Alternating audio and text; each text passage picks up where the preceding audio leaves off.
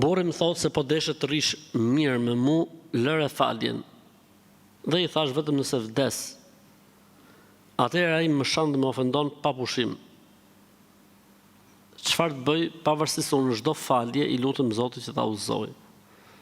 Allahu ta lehtësoft, Zoti këtë njeri e udhëzoft. Normalisht nuk lejohet në raste të tilla që ti bindesh askujt, jo burrit, as babës, as kujt. La ta'ata li makhluqin fi ma'siyati al-khaliq.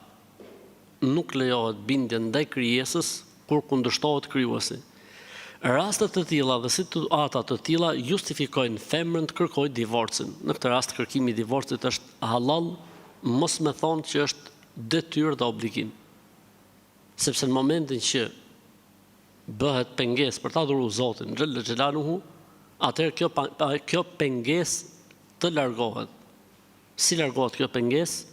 Me këshillim, ulesh, ja sqaron gjërat e ku dëgjon etj.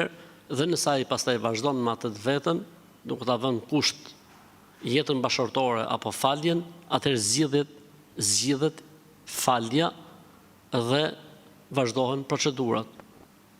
Pejgamberi sallallahu alajhi wasallam ka thënë, cili do që e lën diçka për hatër të Zotit, Zoti do të kompensojë diçka që është më e hajër dhe më e mirë.